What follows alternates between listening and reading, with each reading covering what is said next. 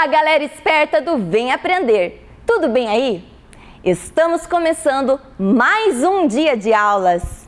É novamente com muita alegria e conhecimento que daremos início a mais um dia letivo aqui pela tela da TV Educativa de Ponta Grossa. Parabéns a todos vocês que estão retirando e entregando as atividades nas escolas. A vocês, familiares, que estão dando apoio para os nossos alunos. Esta parceria entre educação e comunidade é muito importante para o sucesso das crianças em seus estudos. Obrigada em nome de todos os nossos professores. Vamos lá estudar e aprender ainda mais? Antes disso, vamos ver um pouquinho do que os nossos amigos estão fazendo em casa? Olha só essas imagens!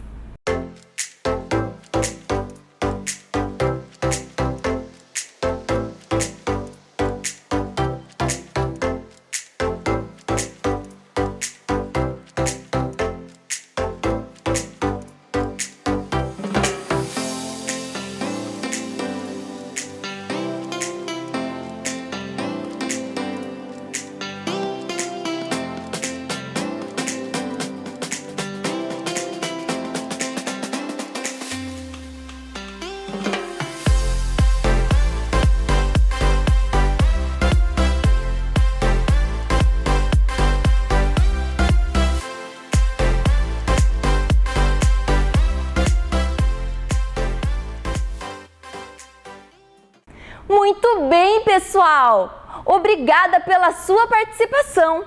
A dedicação de vocês faz tudo que os nossos CMEs e escola estão fazendo valer a pena. Vocês são muito especiais. Parabéns! Pois chegou a hora de estudar. Estão preparados? Então, vamos começar! Fique agora com as aulas do 4º e do 5º ano do ensino fundamental. Vem aí, matemática.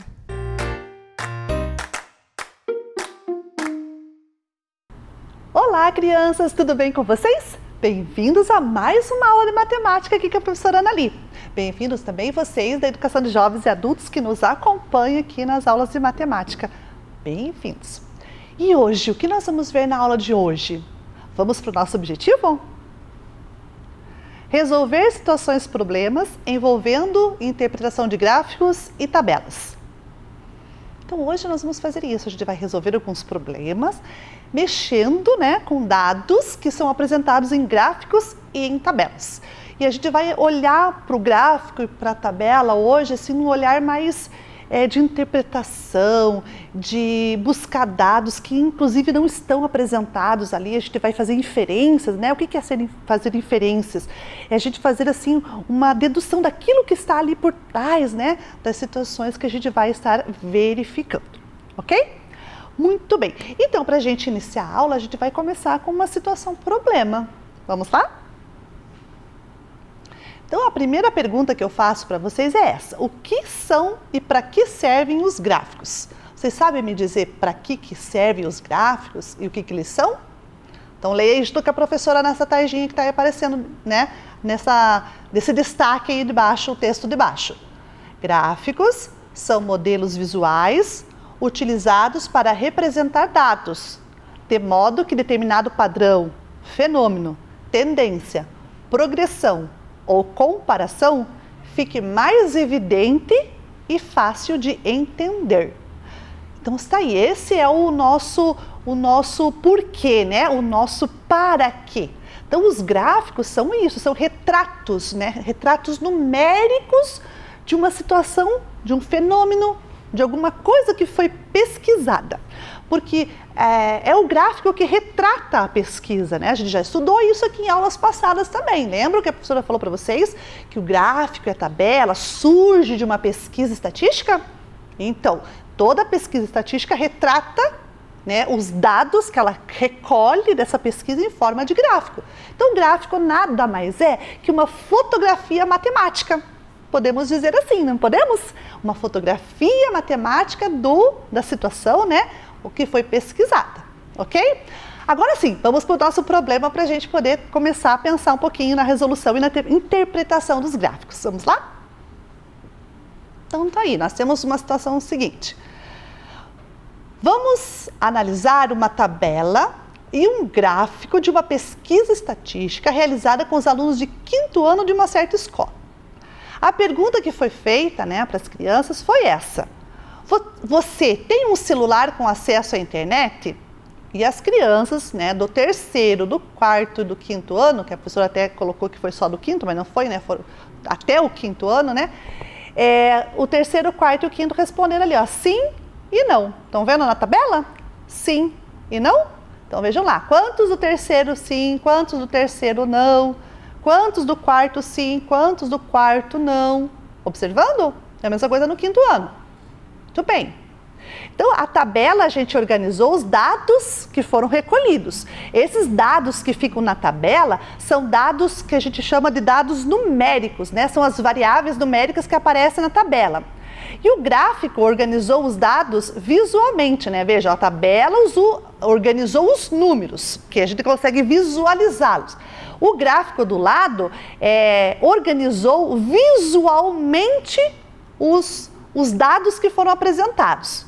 Olhando para esses dois, tanto para a tabela quanto para o gráfico, onde é mais fácil de entender assim qual é a turma que mais tem acesso à internet num celular? É na tabela ou no gráfico? Isso, ó, muito bem. Tem gente que também concorda comigo. É no gráfico, porque o gráfico você bate o olhinho, opa, já salta ali, né? Ó, aquela barra azul gigante ali, né?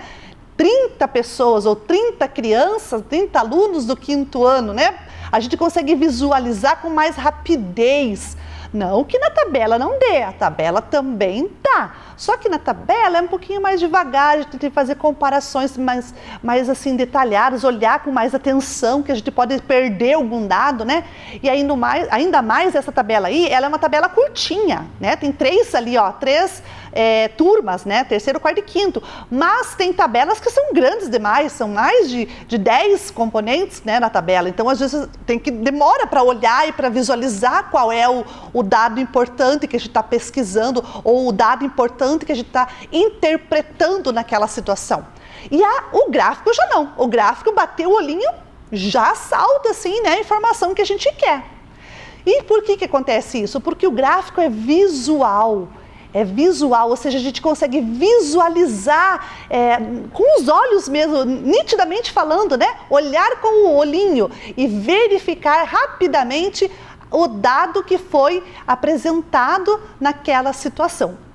Aí a pergunta de baixo vem assim, ó: qual das turmas podemos dizer que possui mais pessoas com celulares com acesso à internet?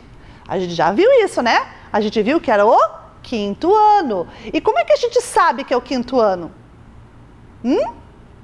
Isso, porque a gente olhou no gráfico, né? E o gráfico está mostrando ali que o sim do 5º ano é o que mais tem celular, né? Lá no seu acesso, internet e celular. É o 5º ano, tá? A barrinha do azul, que é do sim, está mais alta. Então, ali está visivelmente que é o 5º ano. Muito bem, então veja, quando a gente resolve problemas, né, usando dados, às vezes a professora já também falou várias vezes para vocês aqui na aula, que a gente rabiscando, né, a gente visualizando, né, as informações, fica mais fácil.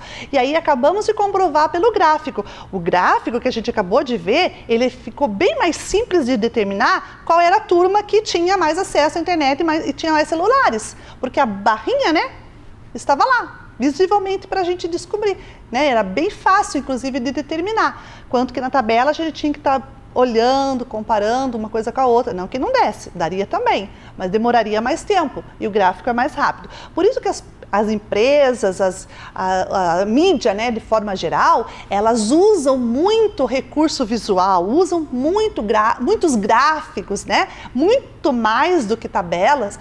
Por quê? Porque o gráfico é mais fácil de ler, mais fácil de interpretar. Porém, o gráfico também tem um detalhe que a gente vai verificar daqui a pouquinho na nossa aula, que é um detalhe que também pode nos enganar. Isso mesmo, daqui a pouquinho nós vamos ver esse detalhe, tá bom? bem, a gente resolveu então, né, um problema aqui bem simples da tabela das crianças, comparando, né, a tabela e o gráfico. Observamos que o gráfico era mais visível, melhor de ver informação do que na tabela. Que a tabela também dá para ver, mas o gráfico é um pouquinho melhor. Então agora a gente vai resolver um probleminha pensando nessa situação de olhar para o gráfico, olhar e ter um olhar assim, que às vezes pode nos enganar, mas a gente não interpretar direitinho. Então a gente tem que dar uma olhada com atenção, principalmente por o que está pedindo, né? O que a situação está pedindo na leitura do gráfico. Vamos ver aí na telinha? Então aí nós temos um problema do Roberto, Júlio, Daniel e Marcos. São 4 amigos, né? Ou 4 colegas, ou 4 atletas, podemos dizer assim, que participam no campeonato de natação. Então eles são nadadores. Ali no gráfico de barra, né, que é esse de deitadinha, né, quando é de coluna, fica de pé. Quando é deitadinha assim, a gente chama de gráfico de barra. Vocês já sabem disso, a professora já explicou na aula passada que a gente trabalhou com gráficos para vocês. E aí nós temos o tempo de natação deles num dos eixos e o nome dos competidores no outro eixo. E a pergunta é, olhando para esse gráfico aí, que, né, da prova da modalidade de nado livre, eles nadaram livremente nessa competição. E cada um fez um certo tempo de distância, né, na natação ali, de uma certa quantidade de metros, digamos, uma piscina qualquer aí. A gente não está medindo a questão dos metros, a gente está falando só da questão do tempo. Então veja, do 0 a 80 no eixo de baixo, que é o eixo das variáveis numéricas, está escrito ali, ó, tempo em segundos, ou seja, o tempo que eles levaram nessa prova de natação. E as barras que estão em verdes, elas nos dizem, né, que esses nadadores tiveram esse tempo que está embaixo. Então, olhe para a barra dos 4 nadadores, olhe para a linha do eixo das variáveis numéricas, que é esse eixo que está na horizontal. Ali na vertical é o nome deles, né? E pense agora, qual deles ganhou a prova? Pense com atenção. Para ganhar uma prova, o que a gente tem que fazer, professora? O que será que a gente tem que fazer para ganhar a prova? No caso da natação, é a mesma coisa na corrida. Se a gente fosse correr, né? Tirar, assim, uma corrida, uma prova de corrida com alguém, quem ganharia essa prova? Pense bem, olha para o gráfico e olha bem qual deles você acha que foi o campeão. Deu certo? Já deu para ver? Qual será que foi? O que vocês acham que é? Quem vocês acham que é o campeão dessa prova? Será que é o Marcos? Será que é o Daniel? Será que é o Júlio? Será que é o Roberto? Bem, para a gente verificar isso, o que a gente vai ter que fazer? A gente vai ter que ir olhando informação por informação. Primeira coisa que a gente vai olhar, nesse gráfico, a gente vai olhar além dos dados, né? Por que além dos dados? Porque nós temos uma relação entre 2 grandezas aí nesse gráfico, que é o tempo e a velocidade. Ou seja, quanto mais tempo, né, eu tenho, é porque eu sou mais rápida. Se eu tenho pouco tempo, ou melhor, é o contrário, né? Quanto mais tempo eu tenho, mais devagar eu faço aquele percurso. Então, se eu levo muito tempo, é porque eu fui devagar. E se eu faço mais rapidinho, é porque eu fui mais, né? A minha velocidade foi maior, gastei menos tempo. Então, é aí que nós vamos ter que olhar. Nós temos que olhar essa relação de grandeza entre tempo e velocidade, né? O tempo que eles levaram, na velocidade que eles tinham na natação. Outra coisa importante que a gente tem que olhar, né? Quanto mais rápido ele nadar, menos tempo ele vai fazer o percurso, que é a mesma situação que a gente acabou de falar aí da velocidade com o tempo. O tempo e a velocidade não são grandezas diretamente proporcionais, né? Ou seja, eu sou mais veloz, eu diminuo o meu tempo. Eu sou mais devagar, eu aumento o meu tempo. Então, veja, é uma relação contrária, né? Elas não são diretamente proporcionais.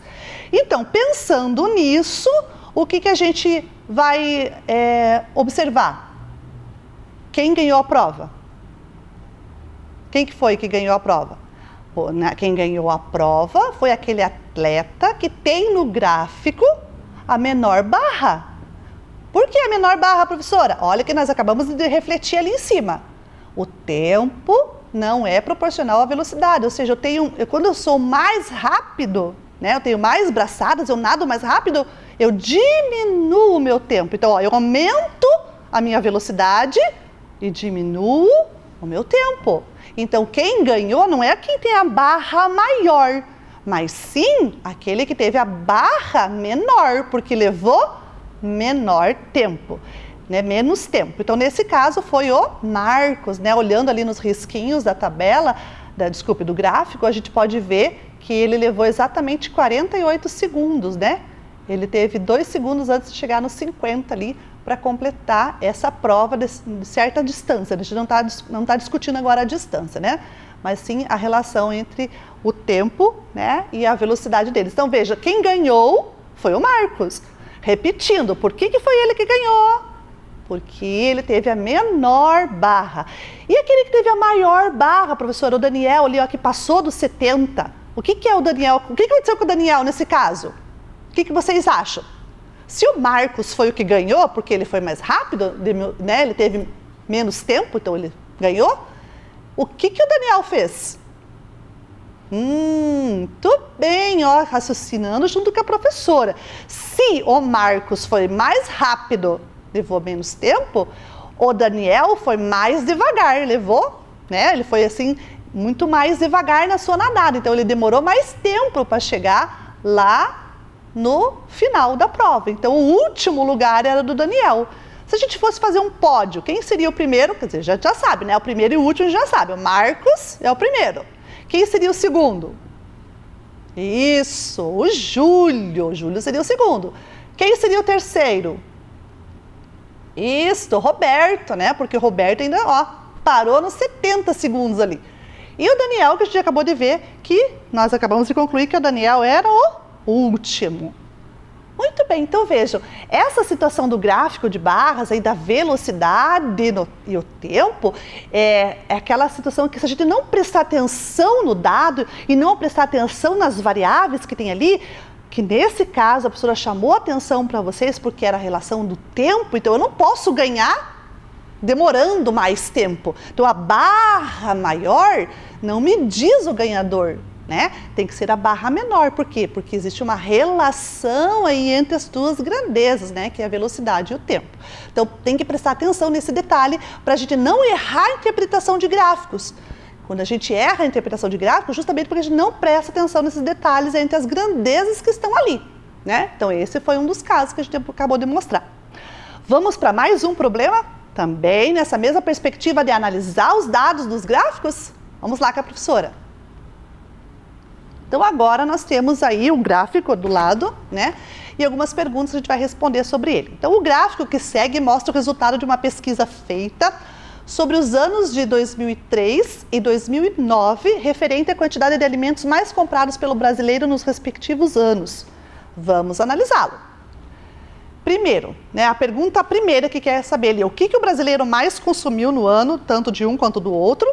A letra B é o que menos consumiu. A letra C, qual foi a variação do consumo, né, do arroz e do feijão nos 2 anos. A letra D, a variação do refrigerante, do consumo do refrigerante. E por último, a conclusão que a gente tira do gráfico e o que isso implica numa interpretação um pouquinho mais inferencial, né? A gente vai ter vamos interpretar além dos dados, né? A pergunta é o que isso implica, significa que a gente tem que interpretar além do que está ali. A gente tem que deduzir, né, alguma coisa ali referente ao que está sendo proposto no gráfico. Então, nesse caso, a gente vai resolver, né,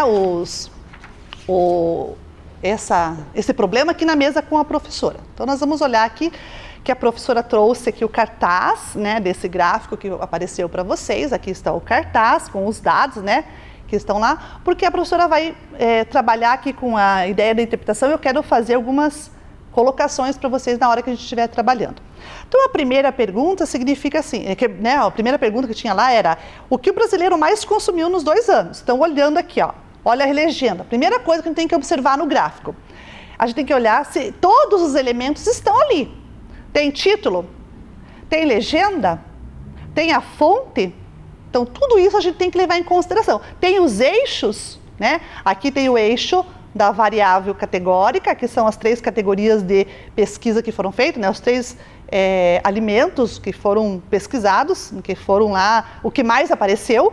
E o eixo que está invisível aqui, ó, é um eixo vertical, ele está invisível, mas ele tem os dados desse eixo no próprio gráfico. Estão vendo os dados aqui apresentando, os números decimais? Então, esses números decimais significam quilos por pessoa ao ano. Então, esse 24,5, 14,6, 12,4, 9,1, 9,1 e 12,7 é em quilo por pessoa ao ano. Então, 24,5 quilos por pessoa ao ano. É isso que quer dizer esse dado, né? Esse detalhe da nossa interpretação aqui. Então, vamos lá com a professora. No ano de 2003 é o amarelo, o ano 2009 é o marrom.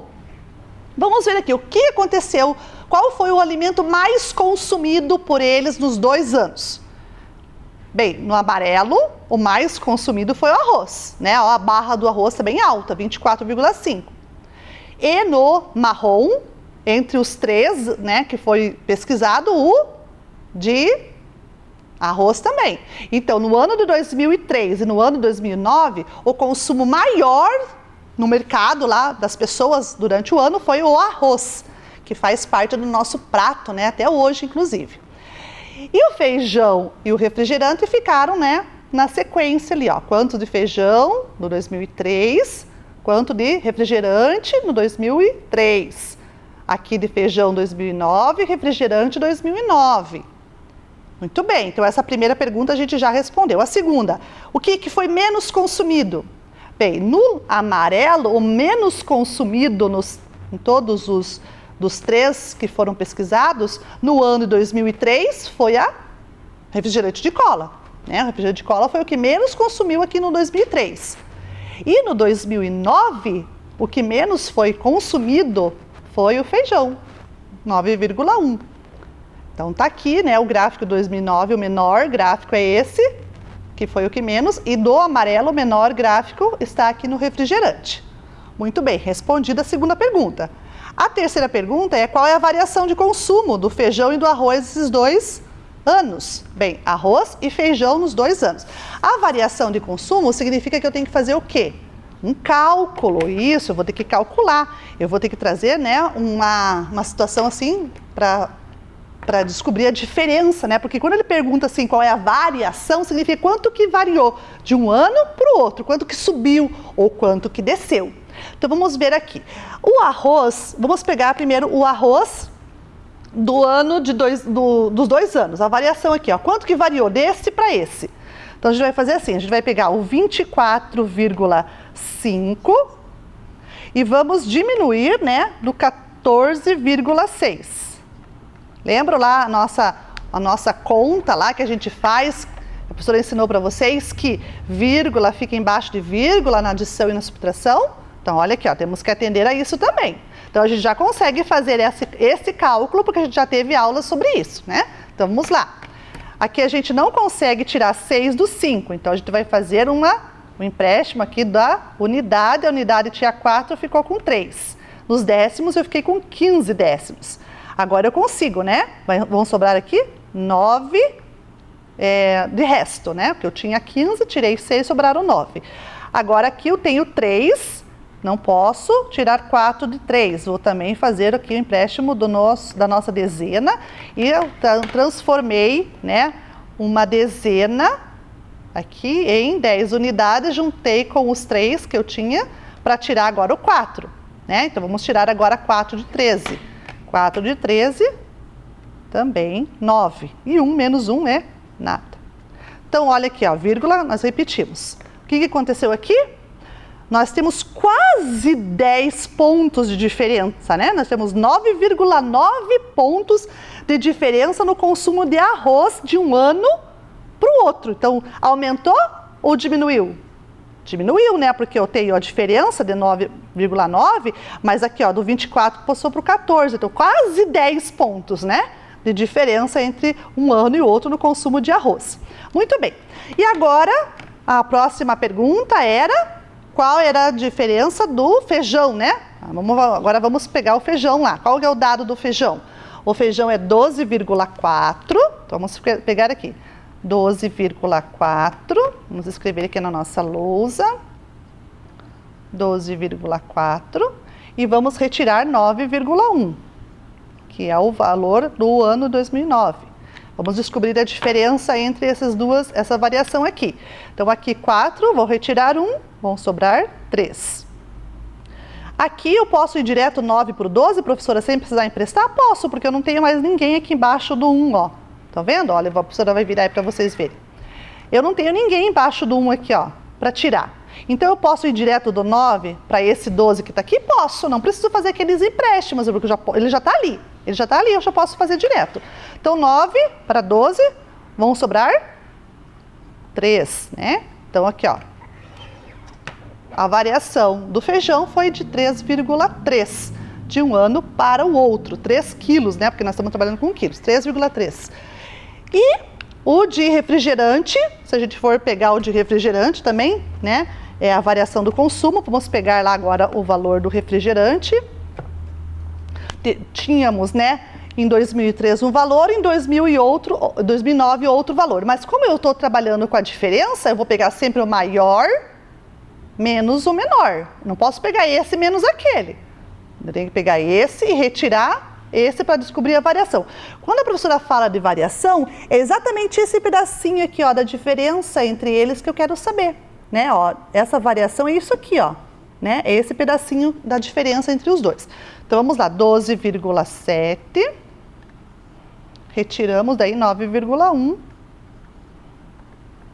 para ver quanto que variou.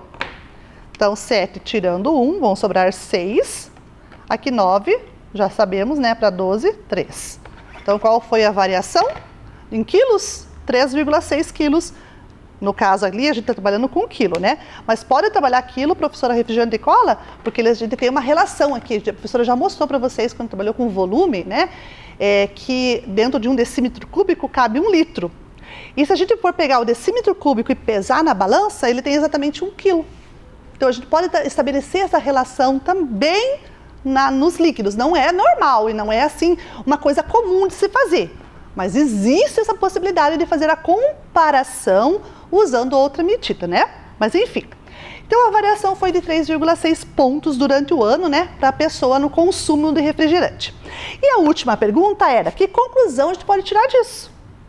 E o que isso implica? Bem, olhando para o gráfico e verificando todas as diferenças que a gente acabou de calcular aqui, a gente olha e vê que o consumo de arroz, o que aconteceu? Ó, o de arroz aqui, ó, né? Diminuiu. O de feijão diminuiu. E o de refrigerante, o que aconteceu? Aumentou. Então, significa o quê? Que ao passar dos tempo, né, de 2003 a 2009, nessa passagem desse intervalo de tempo, o consumo de arroz e feijão diminui e há aumento do refrigerante. Quer dizer assim que o brasileiro começou a comer menos e beber mais, né? Se a gente pudesse fazer uma inferência nesse sentido, come menos e bebe mais. Só que para a saúde das pessoas, vamos pegar agora na aula de ciências ali, né, que vocês já trabalharam com questões de saúde lá, né? Veja, refrigerante é uma coisa que a gente pode tomar sempre, sempre, sempre? Não, né? A gente tem que tomar de vez em quando, porque refrigerante é um alimento que engorda muito, né? Dá alguns problemas de saúde na gente, principalmente diabetes, para quem tem essa possibilidade, né, de ter essa doença. Então, existe uma restrição aqui. Então, nessa hora, a gente pode fazer o quê, professora? A gente pode interpretar o que isso implica, né? Vamos trabalhar agora com a inferência além dos dados. O que implica isso? Implica que pode nos levar a que o brasileiro pode ter mais problemas de saúde pelo consumo maior de refrigerante, né? Então, veja, um gráfico desse nos ajuda a pensar em outros pontos que necessariamente não estavam na pesquisa, como, por exemplo, a saúde das pessoas. Nessa pesquisa não foi feita a análise em relação à saúde da pessoa, foi em relação à alimentação, que nos levou ao dado de que pode ser, né, a gente tem que sempre trabalhar assim com a ideia da possibilidade, né? Isso também a gente trabalha na probabilidade, a gente já fez isso aqui na sala, nas nossas aulas, né? A gente trabalhou já com probabilidade. Qual é a probabilidade de chover? Qual é a probabilidade de acontecer um evento? Então, qual é a probabilidade de acontecer um evento brasileiro ficar doente consumindo muito refrigerante? Então, veja, uma pesquisa pode levar a uma inferência maior do que a própria pesquisa deu, né? Então, a gente pode ir além dos dados. E isso pode também acarretar aí a tomadas de decisões diante da sociedade e fazer alguma coisa em relação a isso. Poderia ser feito também, né? Então, toda a pesquisa, todo o gráfico, toda a interpretação dos dados nos leva a tomar uma decisão. Pode ser uma decisão boa, pode ser uma decisão para melhorar, né? E geralmente é para melhorar, mas também pode ser assim uma arma, né, na mão da gente. Por quê? Porque vejam lá, a situação do gráfico que mostra aqui do refrigerante pode induzir as pessoas a comprar mais refrigerante. Por quê? Estão vendendo mais, então eu vou comprar mais, é bom porque está lá no gráfico. Não, a gente pode ter uns pensamentos assim. Não que seja todo mundo, né? Não é sempre assim, mas existe essa possibilidade. E isso nos leva a inferir que pode existir um problema de saúde mais tarde. Então aí fica só uma dica, né, da interpretação além dos dados que aparecem num gráfico, que esse é um dos modelos que a gente pode fazer essa inferência. Muito bem, e agora a gente vai para mais uma atividade de gráfico. Agora a gente vai trabalhar com a ideia do usar o gráfico para atrair a atenção das pessoas e levar até talvez a essa interpretação errônea, né? Ou essa interpretação errada do que é um gráfico, para que ele serve ou como que ele deve ser usado. Vamos aí na nossa próxima atividade?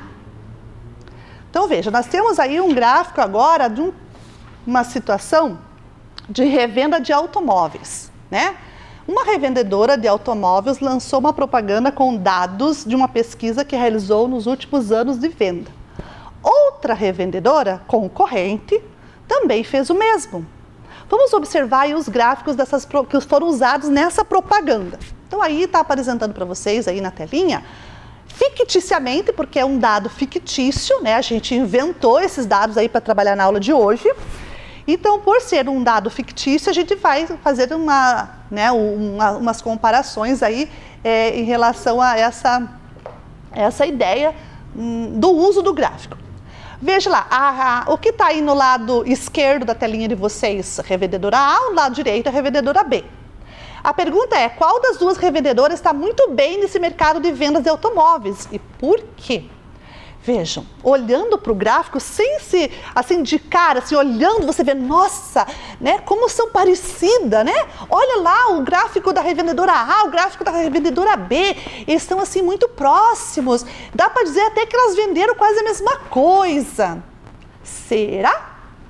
Bem, nessa hora vai entrar a nossa análise crítica. Análise crítica. Por que, professora, análise crítica? Porque olhe bem os valores que estão sendo apresentados. Estão vendo o valor da primeira revendedora e o valor da segunda revendedora? Então vamos olhar aqui agora com a professora na mesa, que eu vou trabalhar com vocês aqui nessa ideia, aqui no cartaz que a professora trouxe, que é desse que está aparecendo aí na telinha também para vocês. Então aqui a professora trouxe o cartaz com aquela imagem que estava lá, né? Esse cartaz, ele está exatamente mostrando o que está lá, né? Por quê? Porque nós temos aqui as barras com os valores e aqui as barras com os valores. Olhando assim rapidamente, vocês veem, nossa, né? Estão bem iguais, são quase a mesma coisa. Porque a escala que foi usada nesse gráfico é uma. A escala que foi usada nesse gráfico é outra. E eu não posso comparar desse modo. Por que eu não posso comparar, professora? Porque existe erro, não é erro, existe uma diferença na escala entre os dois gráficos. Veja, eu tenho 4.693 só nesse ano, nesse mês. Nesse mesmo mês deste mesmo ano, 274 a outra. 4.693, olha a diferença exagerada. E o gráfico é exatamente quase a mesma coisa, né? A diferença talvez ali de uns milímetros de um para o outro.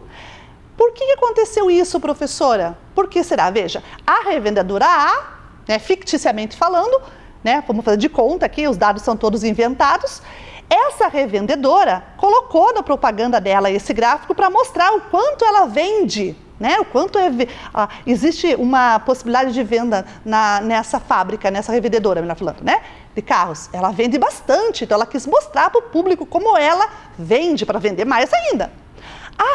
A revendedora, a concorrente, ela pensou assim, opa, eu vou ter que fazer alguma coisa também, vamos usar um gráfico.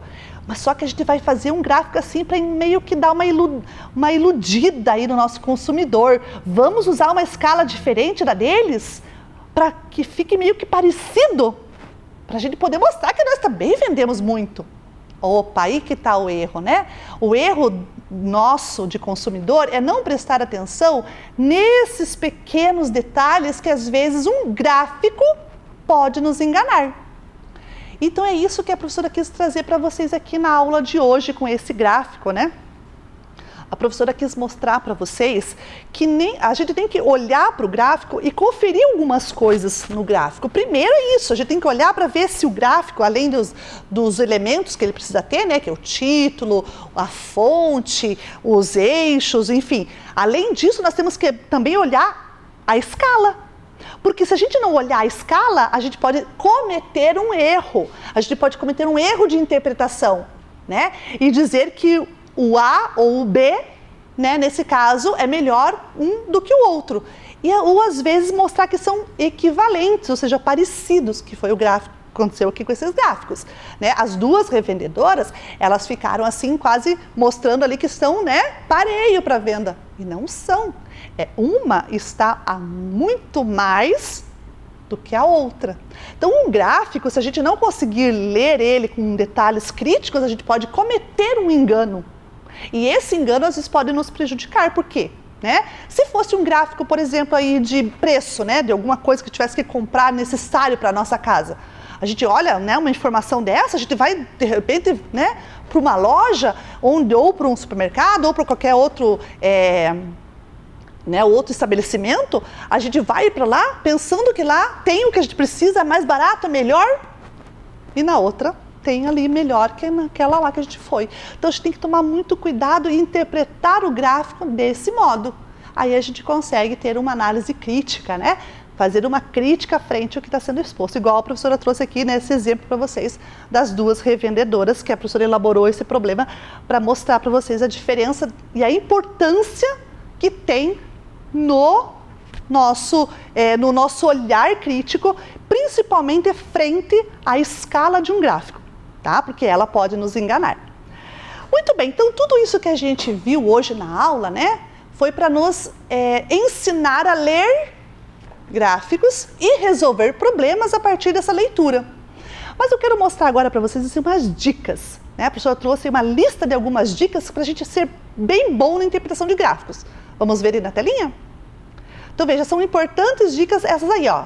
Quando a gente vai falar, né, de analisar e interpretar um gráfico, a gente tem que pensar o seguinte: o título e o objetivo do gráfico, se são claros, está ali mostrando para que serve aquele gráfico? O título está me dizendo o que vai mostrar o gráfico?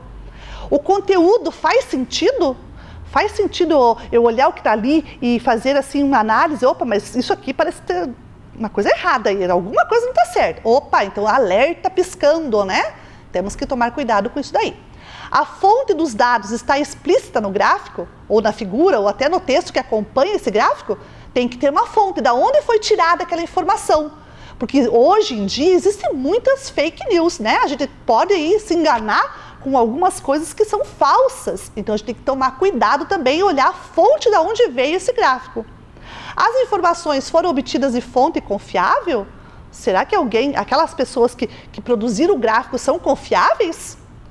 Há rótulos adequados nos eixos? Eu consigo enxergar sobre o que está aparecendo ali? Sobre o que é aquele eixo? É variável numérica? É uma variável qualitativa? É uma categoria? O que é isso? Eu consigo identificar? Os dois eixos vão começar do zero? Ou as escalas estão né, dos eixos não estão constantes, ou seja, uma escala do eixo horizontal é uma, do eixo vertical é outra. Opa, temos que tomar cuidado para dar uma olhadinha nessa questão das escalas, que acabei de dar um exemplo para vocês aqui. A escala de um gráfico é uma escala que corresponde à interpretação que eu preciso fazer daquela situação? Então, tomar cuidado com as escalas. Existem quebras nos eixos para a gente poder interpretar, essas quebras nos prejudicam. Então, se existem quebras, eu não vou conseguir notar direito, então, tomar cuidado. Existem elementos gráficos desnecessários ou que dificultem a visualização da informação? Opa, tem um desenho que está meio ali me escondendo alguma coisa ali que eu não estou conseguindo ver direito. Opa, será que isso daí é bom? Então, essas são as dicas que a professora deixou para vocês aí, para vocês tomarem cuidado na interpretação de gráficos. E não é só na aula de matemática. Nós estamos aprendendo uma coisa hoje que serve para a nossa vida diária, né? Então, aí vai ser útil para vocês também ajudar aí nas interpretações dos gráficos que vocês forem vendo aí pela frente na vida de vocês, ok? Muito bem, meus amores, então tudo isso nós fechamos a nossa aula para cumprir com o nosso objetivo. Qual era o objetivo da nossa aula? Vamos lembrar? Resolver situações, problemas envolvendo interpretações de gráficos e tabelas. Então foi isso que a gente fez. A gente resolveu alguns problemas e fomos um pouquinho mais, né? A gente foi um pouquinho mais além da interpretação do gráfico e fizemos aí algumas inferências importantes para a gente poder ler um gráfico corretamente. E a professora deixou algumas dicas. E aí, de tarefa, a professora trouxe também um gráfico para vocês interpretarem. Vamos ver a tarefa? Então, a tarefa ali, ó, nós temos um gráfico usando bolinhas, né, que é um gráfico de colunas, só que de barras, só que a gente está usando um desenho, né, a gente chama isso aí de gráfico pictórico. A bolinha inteira vale 10 e a metade da bolinha vale 5. Ali nós estamos querendo saber, né, a professora deu ali algumas interpretações do ladinho para vocês.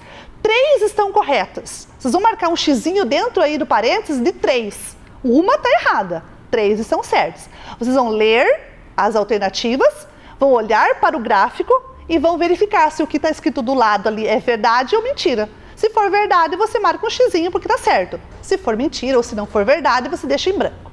Ok? Muito bem, então tá aí a tarefa. Muito simples, né, de fazer. Vocês vão conseguir fazer, tenho certeza disso. E vocês vão ficar bem bom aí na interpretação de gráficos. Também, se não conseguir, a gente vai lá, apaga e arruma, porque errar faz parte. Tá bom? E a gente vai ficando por aqui, meus amores, a nossa aula já acabou, tô morrendo de saudade já, mas a próxima aula a gente vai se ver, tá bom? Um beijinho, fiquem bem e até a próxima. Vem aí, literatura.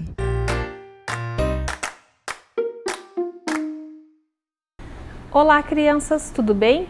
Eu sou a professora Luana e estamos aqui para mais uma aula de Ciências Humanas.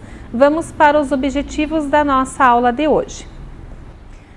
Compreender a função do governo municipal, prefeitos e vereadores e reconhecer a nossa responsabilidade quanto cidadãos. Vamos para o tema da nossa aula de hoje.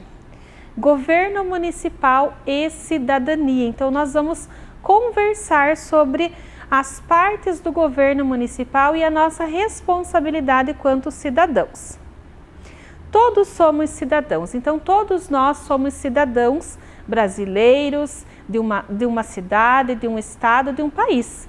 Então nós fazemos parte, somos cidadão, nós fazemos parte de uma cidadania. E o que isso significa? Então, como cidadãos, nós temos direitos em exercer a nossa cidadania, em exercer os nossos direitos.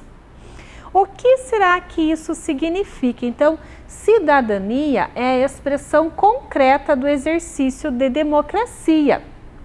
Exercer a cidadania plena é ter direitos civis, políticos e sociais. É a qualidade do cidadão de poder exercer o conjunto de direitos e liberdades políticas, socioeconômicas do seu país, estando sujeito a deveres que lhes são impostos. Então, nós já trabalhamos os nossos direitos e deveres quanto cidadãos, quanto crianças, quanto adolescentes, e nós, quanto cidadãos, nós temos esses direitos, principalmente o direito de exercer a nossa cidadania. Mas nós também temos deveres. quanto cidadãos, e nós devemos cumpri-los, porque assim nós estaremos fazendo tudo dentro da lei. Todo cidadão possui direitos, deveres, direitos à vida, a ser respeitado, a ser tratado como igual, a resistência, a integridade moral e física, a identidade pessoal. Também temos os nossos deveres: proteger a vida de todos os seres, respeitar outros seres, respeitar sexo, a raça, a língua, a origem, a religião, educação, situação econômica e a condição social de qualquer pessoa, além de ajudar a defender e manter os valores de humanidade. Então, esses são os principais direitos e deveres nossos quanto cidadãos. Vamos entender melhor sobre o assunto. O que será que significa a cidadania e a democracia? Então, cidadania é um conceito e sempre esteve fortemente ligado à noção de direitos, especialmente os direitos políticos, que permitem ao indivíduo intervir na direção dos negócios públicos do Estado.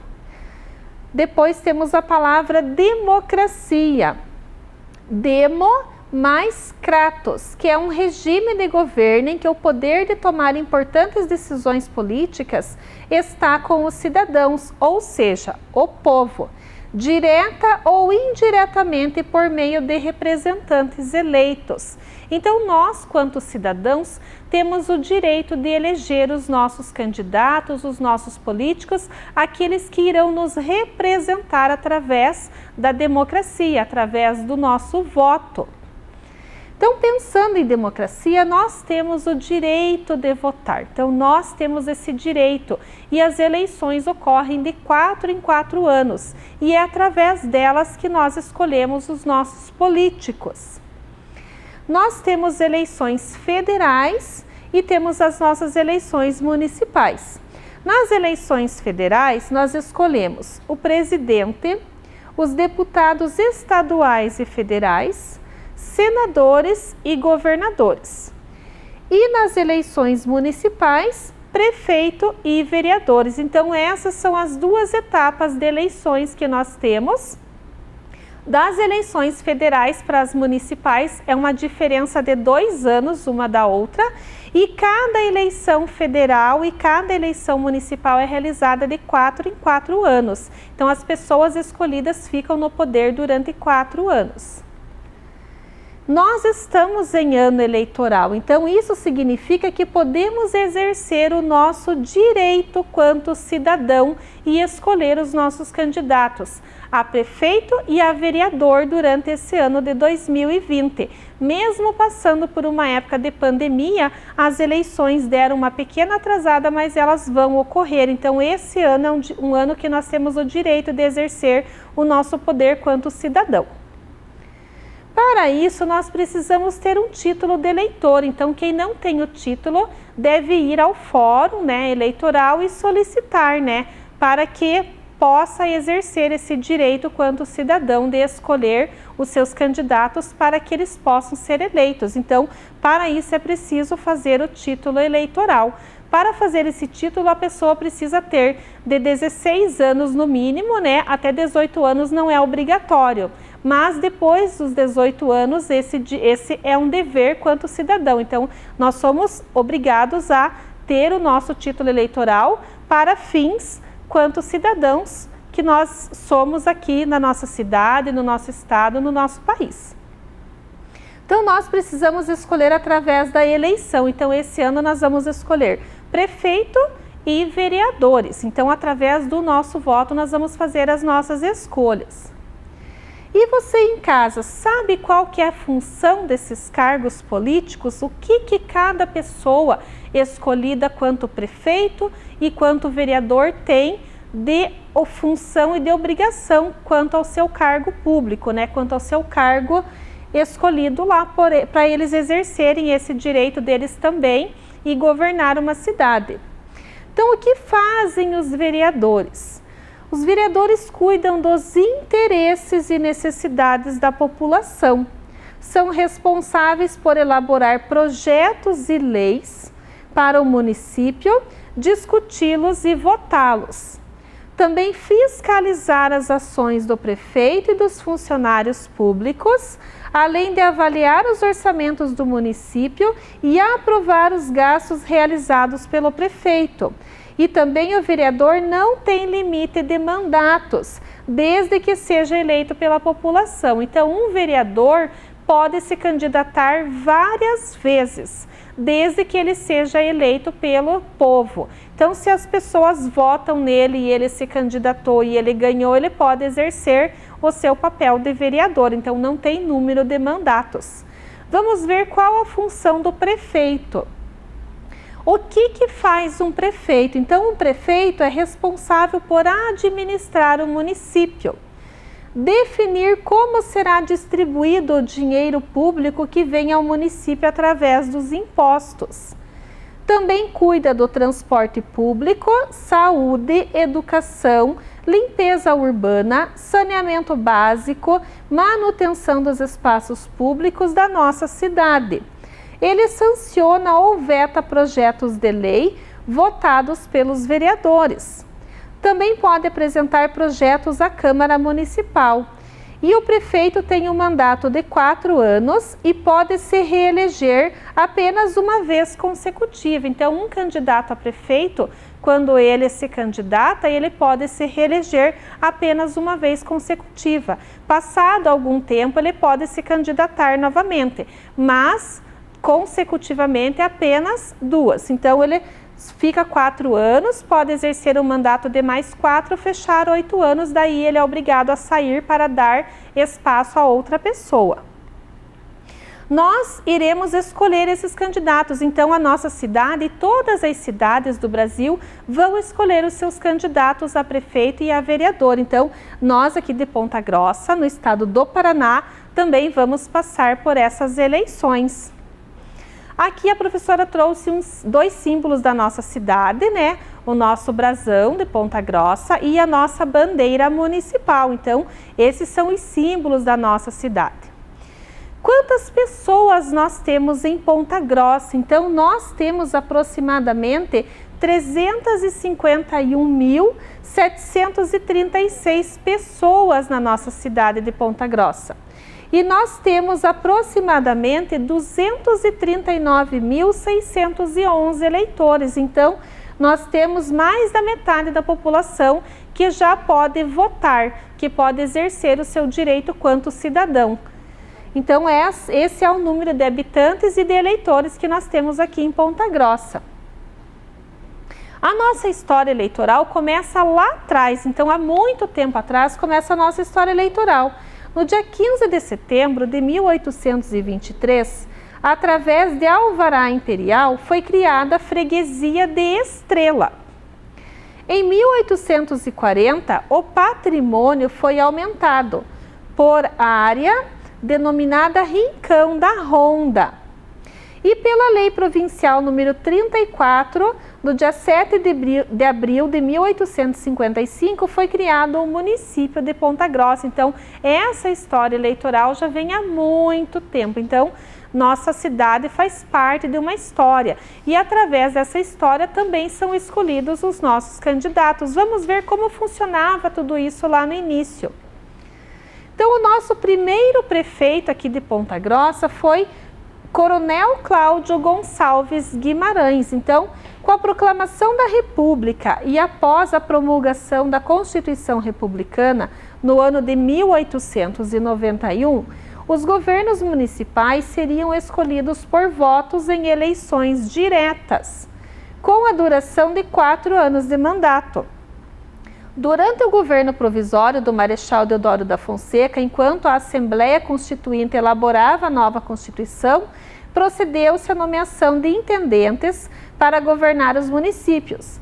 Para Ponta Grossa foi nomeado o Coronel Cláudio Gonçalves Guimarães, que governou de 1891 até 1892, quando foram realizadas eleições normais. Então, ele foi o nosso primeiro prefeito aqui de Ponta Grossa. Então, esse é o Coronel Cláudio Guimarães, né? Cláudio Gonçalves Guimarães.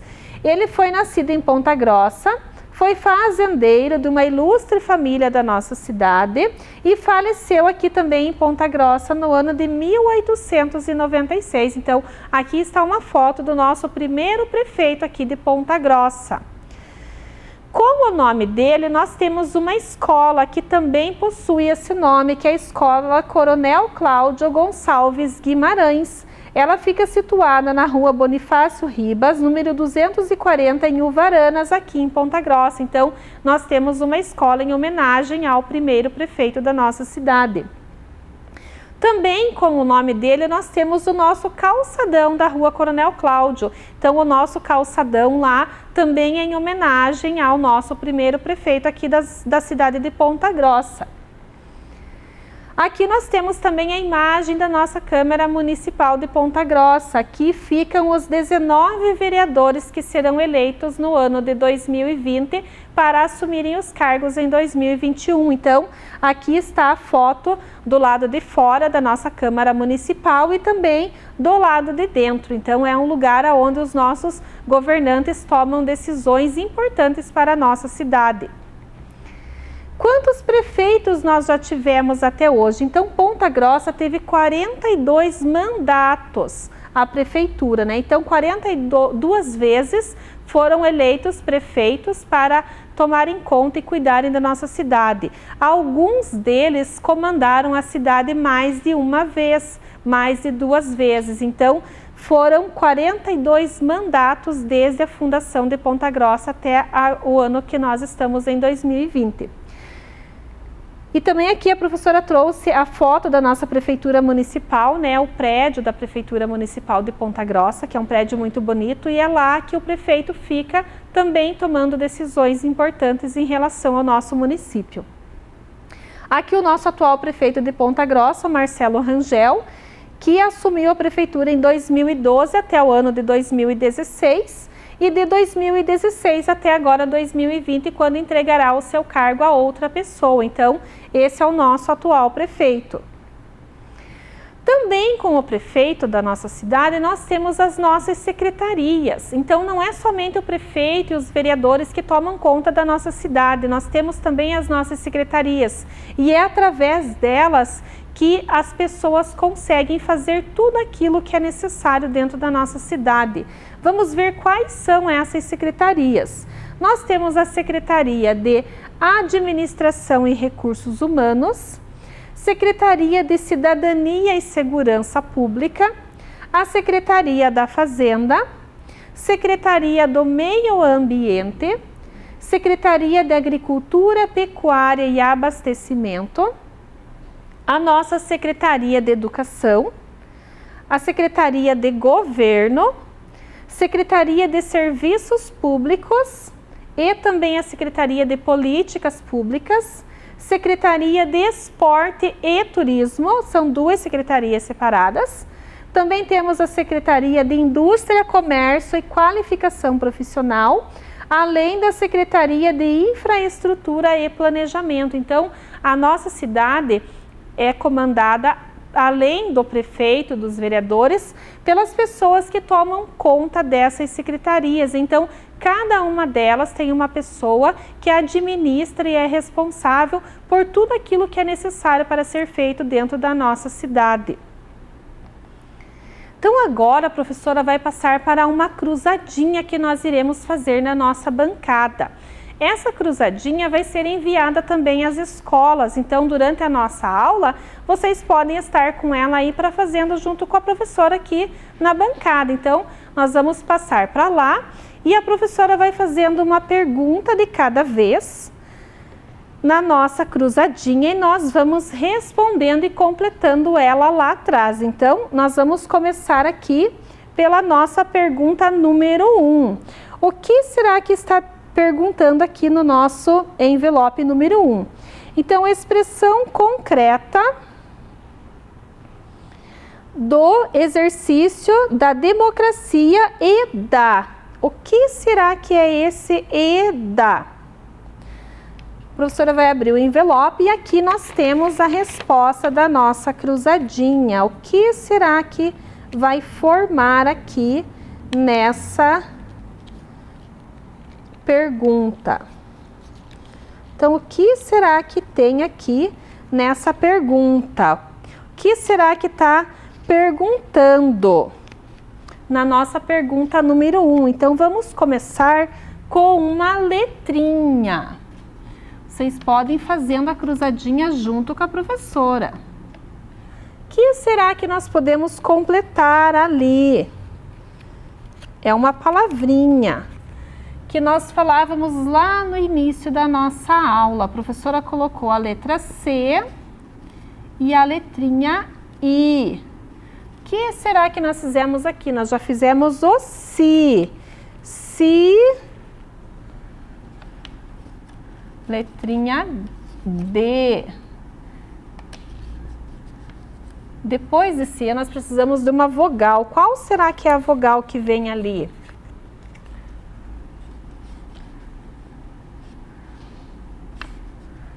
Si, dá.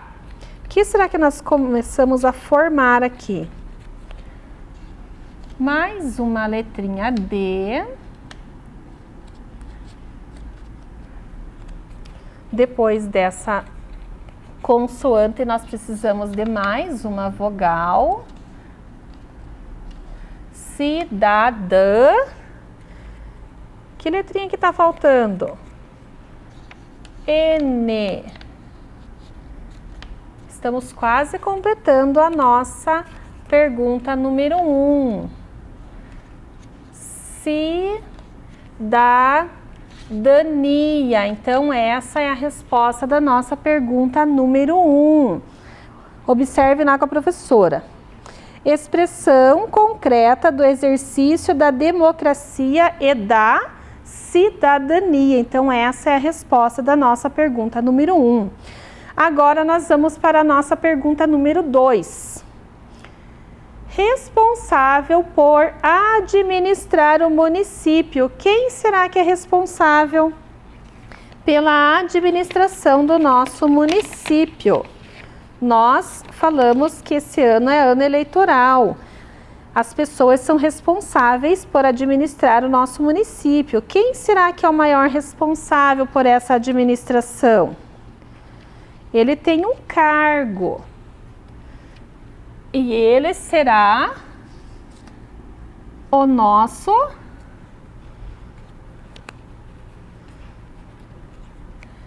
a professora colocou a letrinha P ali. Depois da letrinha P, a letrinha R. Quem será que começa com a letra P que vai administrar o nosso município? Pensem um pouquinho. Nós já fizemos PRE. Quem será que começa com PRE que vai administrar o nosso município? Vamos para mais uma letrinha. Que letrinha que é essa aqui, ó? Letrinha F.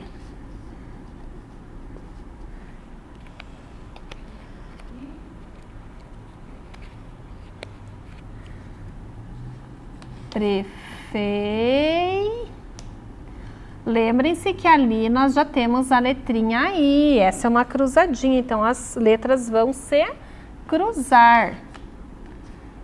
Prefeito.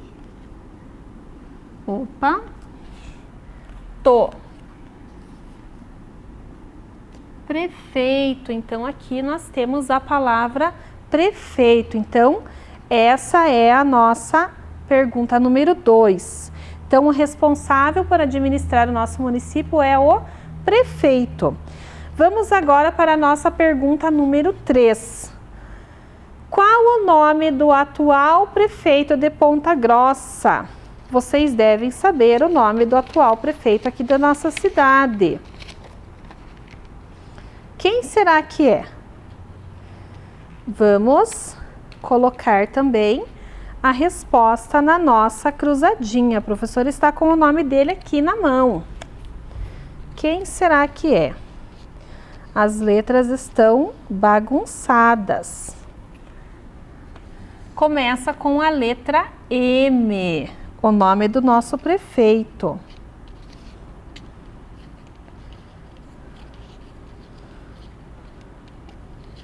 Depois vem a letrinha A.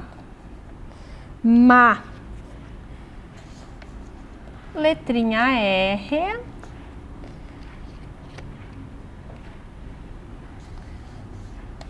Como é que é o nome do prefeito da nossa cidade? Crianças, pensem um pouquinho. Marcelo.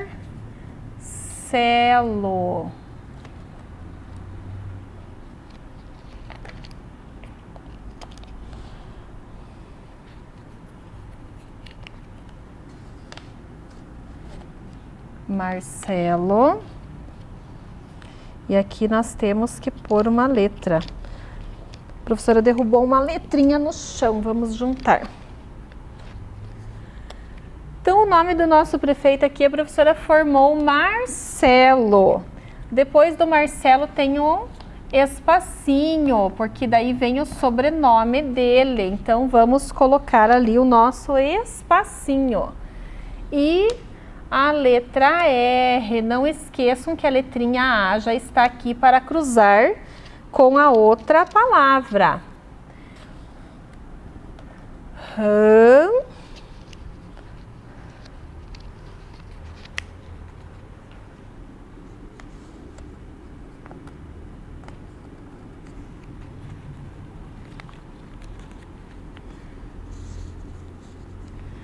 Rangel. Então, aqui nós temos o nome do nosso prefeito, Marcelo Rangel.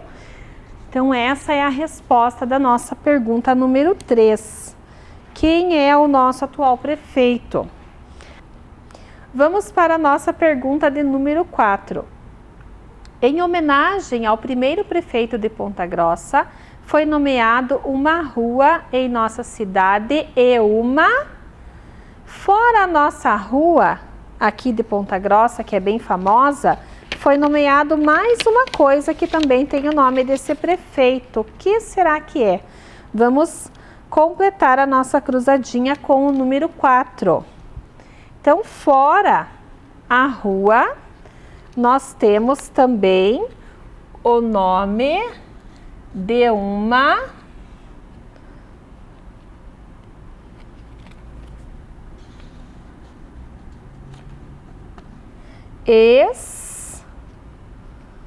O que será que é, crianças? Quem estuda lá tem que saber. Então, fora o calçadão, a nossa rua aqui de Ponta Grossa, nós temos nomeado também uma escola. Então, é a Escola Coronel Cláudio Gonçalves Guimarães. Então, a nossa resposta da pergunta número 4 é escola. Vamos também para a nossa pergunta de número 5. Qual será que é a resposta da nossa pergunta número 5? Qual o nome do primeiro prefeito de Ponta Grossa? Então, qual o nome do nosso primeiro prefeito? Quem será que foi ele? Lembrem lá, crianças. Vamos para a nossa pergunta número 5. A letra C já está lá. Vamos para a letrinha O. Ele também faz parte da história da nossa cidade.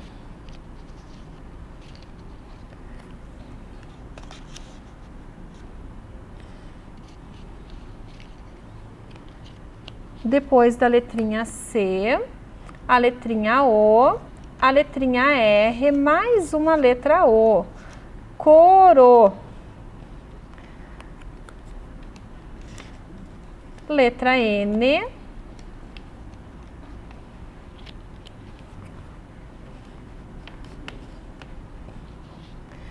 Letra L. Coronel. Depois desse coronel, nós vamos colocar um pequeno espaço aqui para separar.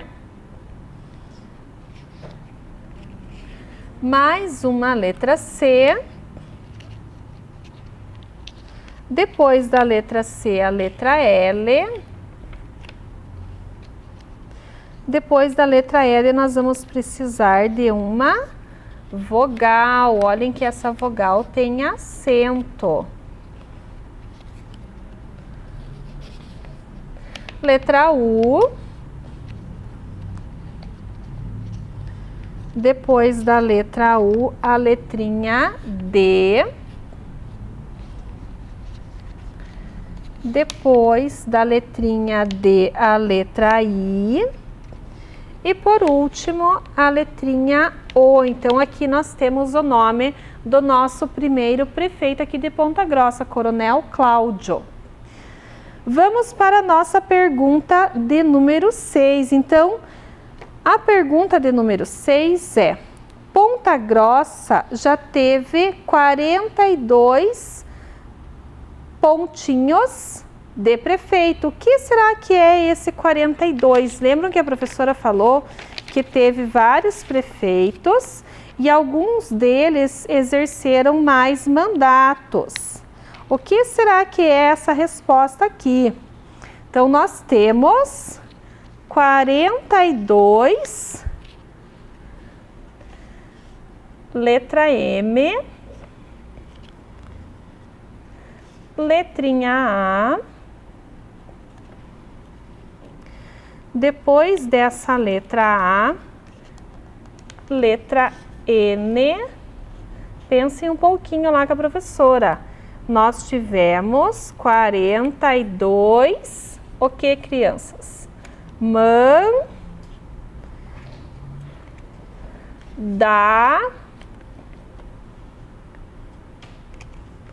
Nós já temos a letra O ali, então nós tivemos 42 mandatos.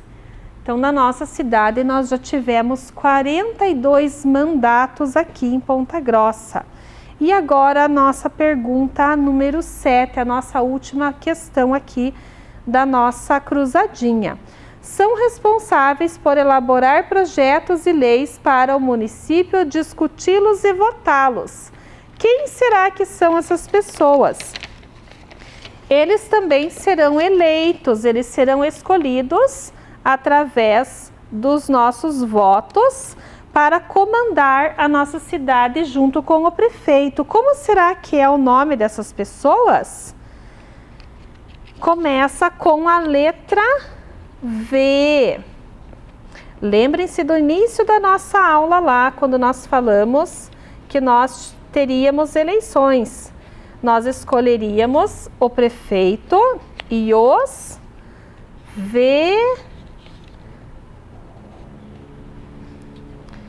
Pensem um pouquinho com a professora, crianças. Vereador.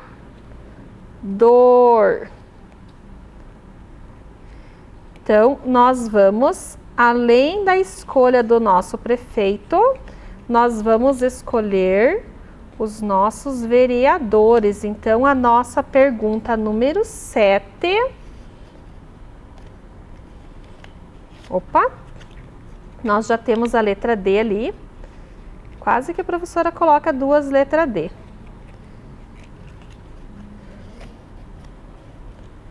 Então, nós teremos também a escolha de um vereador. Então, aqui na nossa cidade, nós teremos 19 vereadores. Então, essa é a cruzadinha da nossa aula de hoje. Vocês vão estar recebendo essa cruzadinha através das escolas. Vocês podem acompanhar a cruzadinha através da nossa aula também. Quem não conseguiu fazer junto com a professora pode voltar e assistir novamente a nossa aula. Tenha uma ótima semana, crianças. Um abraço, até a próxima. Tchau, tchau. Vem aí, Educação Física.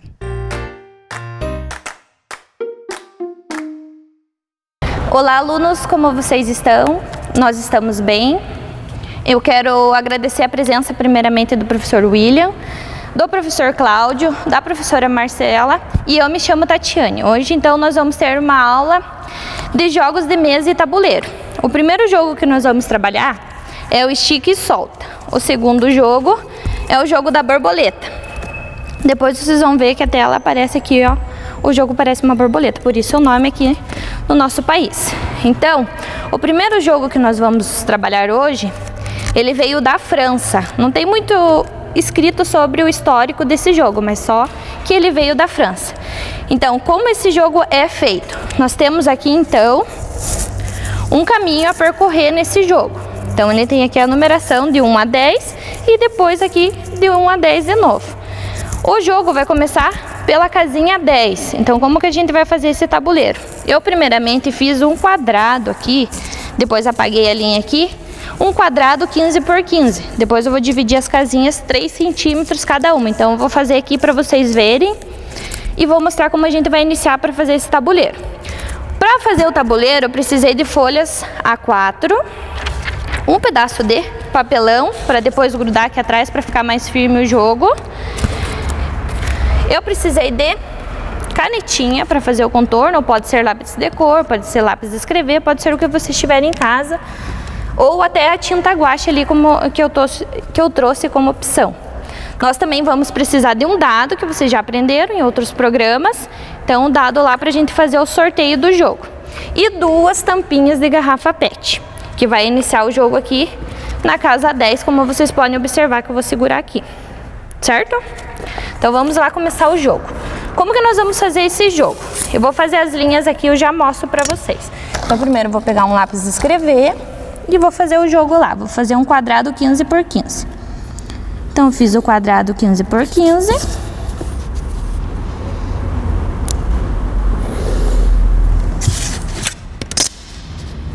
Se ele ficar meio torto aqui não tem problema. Depois lá na casa vocês arrumam bem certinho o quadrado lá. Um pouquinho pra cá. Opa. Até errei o risco aqui. Vamos arrumar esse daqui e eu já apago. Fez o quadrado lá. E depois vocês vão dividir essa linha aqui em 5 casinhas. Então vai lá 3 centímetros, 6, 9, 12 e 15, que vai dar as 5 casinhas. Vou fazer aqui 3 centímetros de novo, para fazer o quadradinho para vocês. E aqui 3 centímetros de novo. Para fazer a primeira fileira do jogo lá, que tem 5 casinhas. Na verdade tem 6, mas a casinha do 1 a gente vai deixar por último. Então nós vamos fazer aqui, ó.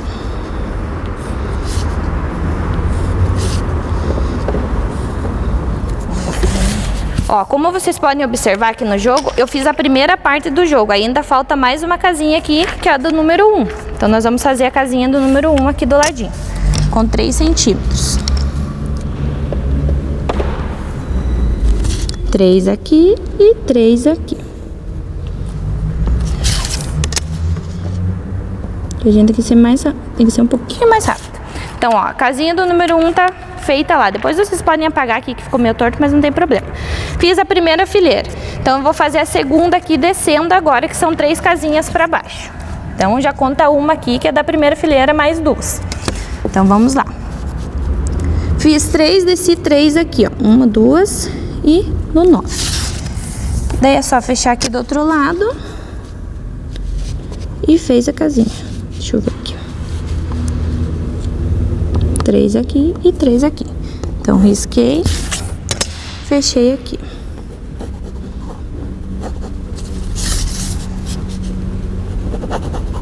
Daí depois vocês vão dar outra volta aqui, ó, fechando as 5 de novo, igual eu fiz aqui em cima.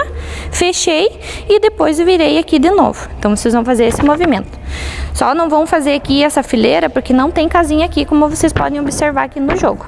Depois vão enumerar lá as casinhas e fazer a seta na frente, que é a setinha aqui que você tem que sair fora do jogo para ganhar o jogo. Agora, depois que eu terminar aqui esse tabuleiro, terminar o tabuleiro não, depois vocês voltam a...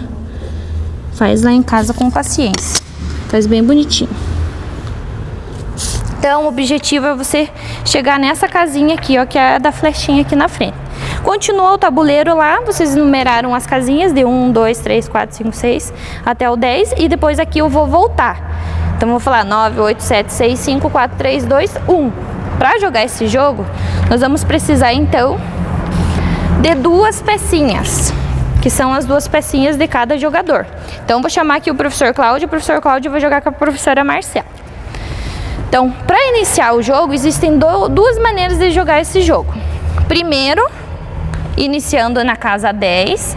Então, você vai iniciar lá na casa 10. Eu vou tentar deixar assim um pouquinho mais elevado para vocês verem. Começou na casa 10. O professor e a professora Marcela vão jogar lá o Jockey Pô para ver quem começa o jogo. Jockey Pô. Jockey Pô. E deu. Agora o professor Cláudio ganhou. O professor Cláudio sorteou o número 4, então 4 casinhas. Então ele vai andar 4 casinhas. O professor Cláudio é o vermelho, escolheu o vermelho. 4, isso. Agora a professora Marcela. 2. Vai andar 2. Aí, professor Cláudio. 3. Isso, mais uma vez. A Marcela tirou 5. 4, 5. Isso. Agora vamos lá, professor Cláudio. Tirou uma, vai caminhar só uma casinha. Professora Marcela tirou 4, mas espera um pouquinho. Pra gente ganhar o jogo, quantas casinhas a gente precisa pular? A gente precisa pular, vamos contar lá comigo. Vai precisar de 1, 2, 3, certo? Quanto que a professora Marcela tirou? 4. Então o que ela vai ter que fazer? Vai caminhar as 3 casinhas e vai voltar uma, certo? Professor Cláudio agora. Professor Cláudio tirou 5.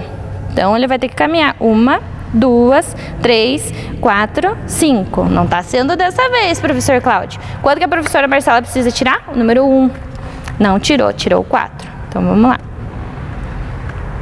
Aí voltou mais uma vez. Isso, o professor Cláudio tirou 1. Isso, vamos lá. Mais um sorteio. Marcela tirou 1. De novo, professor Cláudio. Isso.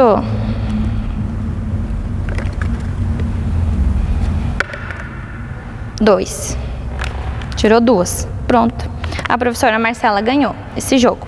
Mas existe mais uma variação desse jogo, que é a seguinte. Nós vamos deixar... A maioria das pessoas conhece essa primeira versão que a gente jogou agora. Mas essa é uma adaptação que a gente fez na minha casa pra gente jogar esse jogo. Então a gente vai voltar as tampinhas lá pro início. Lembra que aqui era a nossa saída? Agora vai ser o nosso início, certo? Então o que nós vamos precisar fazer? O professor e a professora Marcela, eles precisam caminhar com a sua pecinha em todas as casinhas até chegar aqui, certo? Mas quando existir um bloqueio e eu não conseguir mais andar, ele vai ter que voltar essas casinhas, certo? Dando a chance do outro jogador caminhar para frente, certo, professor? Certo, professora? Então vamos lá. E para dificultar um pouquinho essa sorte do professor Cláudio em ganhar os jogos, nós vamos fazer assim. Vamos fazer o Jockey Pô e quem ganhar tem o direito de jogar o dado, certo? Para andar com essa casinha. Então vamos lá. Vai, professor Cláudio. Quem ganhou? Professor Cláudio. Então ele vai jogar o dado lá. 4. Caminha 4 casinhas. Isso. Professora Marcela, não. Jockey Pô. Jockey Pô. Professor Cláudio tá caminhando. Professora Marcela. Ah, professora, não tá fácil hoje o jogo aqui. É dessa vez que o professor Cláudio vai ganhar. Aí, agora a professora Marcela avança. 3 casinhas. Vamos lá de novo. Ganhou a professora Marcela. 5. 1, 2, 3. Tá bloqueado. Voltou. 4, 5. Isso. Voltou na mesma casinha que já estava. Jockey Pô. Cortou o professor Cláudio. 5. 1, 2. Voltou. 3, 4, 5. Isso. Jockey Pô. Vai. O professor Cláudio tirou 2. Foi até em cima das pecinhas. Andou 2. Jockey Pô. Isso.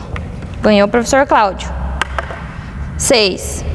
Mas observem agora. Deixa eu só fazer uma coisinha, professor Cláudio, aqui para mostrar para eles lá na casa. professor Cláudio tirou 6 agora, mas observem que quando você vai ganhando muito o Jockey Pô, você vai facilitando a vida para o outro jogador. Então, você tem que torcer para que outra pessoa ganhe no Jockey Pô para ele voltar com umas peças ou caminhar para frente. Então, o professor Cláudio, o que ele fez? Ele tirou 6. Então, ele vai caminhar 1, 2, 3, 4, 5, 6. Então, ele dá a chance para a professora Marcela sempre ir mais à frente. Outra versão do jogo que nós podemos fazer é só jogar o dado, começar aqui, só jogar o dado um de cada vez. Vamos demonstrar ali, professor? Só jogar o dado, cada um na sua vez, e vai caminhando as casas. 4. A Marcela caminhou 4 e o professor Cláudio jogou 5 casinhas. Aí, isso. A Marcela 6 agora. Ele vai caminhando lá a casinha até chegar. Daí, sempre quando encontrar outra pecinha, ele vai rebatendo lá e vai voltando. Até essa pessoa chegar e no número de casinhas que ela vai sair fora do jogo, possibilitando que o outro ganhe o jogo, certo? Então, é isso daí, esse jogo. Agora, nós vamos trabalhar, então, o jogo da borboleta. Esse jogo foi criado lá na Índia e também é jogado em Bangladesh. Isso. E também ele é chamado de Laukata Kat, lá pelos indianos, na verdade, né? Então, como que nós vamos fazer lá? Vocês podem observar que no jogo da borboleta, ele realmente parece 2 asinhas de borboleta, certo? Então, como que a gente vai fazer esse jogo aqui na folha? Então, eu estou usando a folha A4 novamente. Eu fiz exatamente do tamanho da folha para vocês terem mais facilidade e não precisar ficar recortando o papel lá depois. Então, como que nós vamos fazer? Primeiro, nós vamos fazer uma linha central aqui, ó, que vai dividir a folha em 4 partes aqui, 4 triângulos, que vocês podem observar. Depois desses 4 triângulos, nós vamos fazer essas linhas aqui, ó. Então, essa daqui e essa daqui, para depois colocar as bolinhas. Então, vou fazer meio no olho aqui, pra gente agilizar. Depois vocês vão fazendo lá na casa de vocês com mais capricho.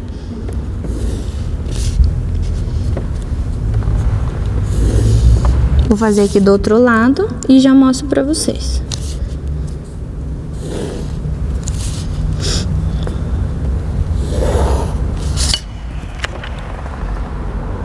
Deixa eu só reforçar essa linha aqui que ficou meio apagada, senão não vai aparecer pra vocês.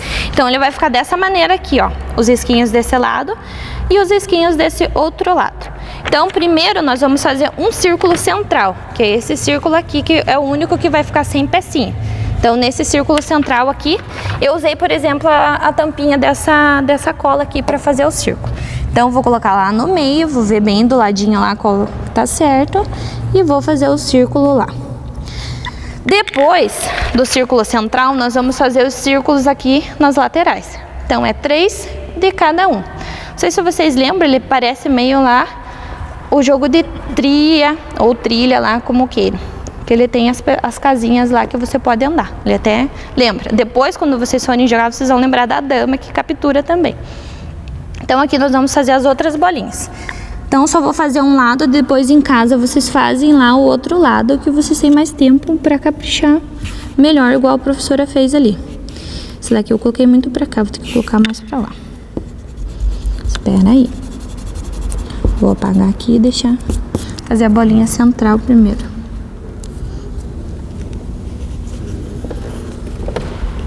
Fiz a bolinha central, fiz a bolinha lateral e fiz a outra bolinha aqui. Só vou mostrar essa linha, daí vocês continuam em casa. Oh, meu Deus, derrubei tudo aqui. Mas depois a gente pega. Ó, então aqui a gente fez aqui, ó, a primeira linha e as 3 aqui, ó.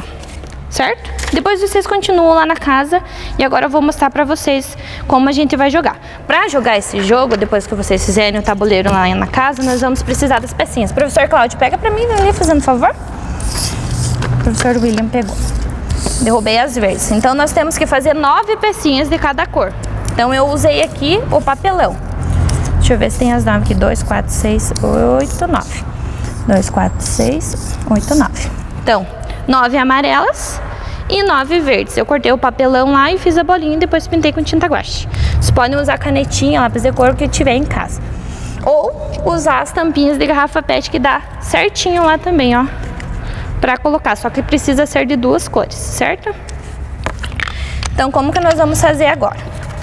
Vamos colocar as peças lá no tabuleiro para o professor Cláudio e para a professora Marcela jogar.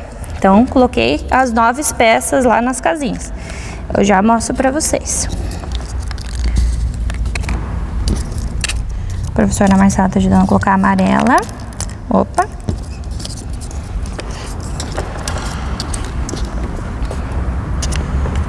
Vocês podem observar que essa borboleta ficou colorida. Então, ó, vou erguer aqui devagarinho só para não escorrer, para não correr as pecinhas. Então, agora a professora Marcela e o professor Cláudio vão jogar esse jogo. Nós podemos só movimentar essa peça para frente. Então, nesse início de jogo, nós só vamos movimentar a peça na casinha do meio, que é a única casa que nós temos para fazer essa movimentação. Mas quando nós movimentamos aqui essa casa, automaticamente a minha pecinha verde pode capturar essa pecinha amarela. Então, ele vai pular por cima e vai capturar. Então, eu já tenho um ponto, que eu capturei uma pecinha amarela. Então, vamos lá, professor Cláudio, vamos lá, professora Marcela. Para iniciar o jogo, nós vamos fazer o jockey pull lá para dar vantagem de captura de uma pecinha para um jogador. Então, vamos lá. Professor Cláudio ganhou de novo. Professora Marcela capturou uma pecinha. Professor Cláudio capturou outra. Sempre lembrando que só pode movimentar a pecinha para frente, não pode ser para lateral. 2-1. Professor Cláudio.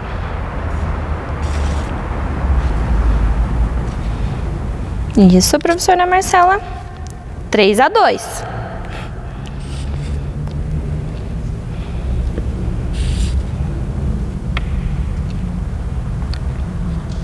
Três a 3 agora. Tá empatado esse jogo aqui. Vamos lá. Próximo. O professor Cláudio já movimentou. Professora Marcela. Professor Cláudio. Professora Marcela, 5. Professor Cláudio, quantos que deu aí? 4. 5-4, então. Mais uma vez. Tá quase acabando as pecinhas do professor Cláudio ali, ó. Será que a professora Marcela vai ganhar esse jogo? Tô achando que vai. Vamos lá. Professora Marcela capturou mais uma. Aí.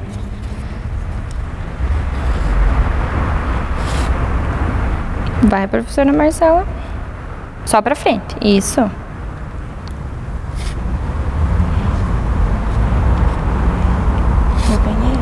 Aí, agora como o professor Cláudio não tem mais movimentações pra frente, quem ganhou foi a professora Marcela. Pois ela tem mais pecinhas aqui no tabuleiro, certo? Então, fechou em 8 a... Quantos aqui? 1, 2, 3, 4, 5. 8-5, certo?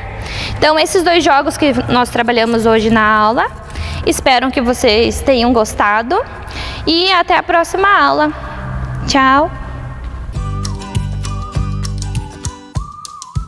Muito bem, pessoal! Chegamos ao final de mais um dia de aulas. Continue se dedicando nas suas tarefas para que a gente possa terminar o nosso ano letivo. Conte com a ajuda e o carinho das professoras da sua escola ou CEMEI.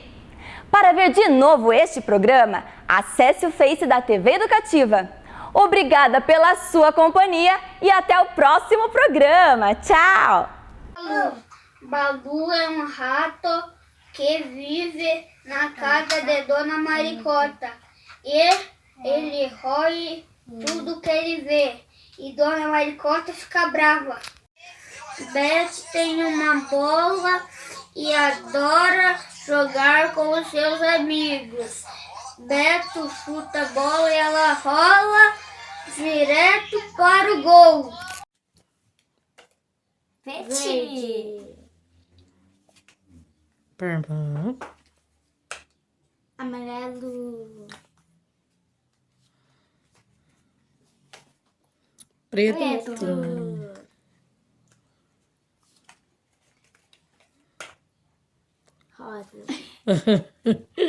Por isso que você queria o rosa, né, Luna? Opa! Azul! Fez dúvida? Tenho certeza que o Vitor ia querer o azul. Vermelho! Vai! 2 a 2. Vermelho. A gente Preto! Já mesmo foi. teu. Verde. Verde. Olá, da Larissa só falta o preto e o do Vi só falta o quê? Rosa, chá. Hã? Roxa. Azul. Azul. Preto, preto. E a Larissa ganhou!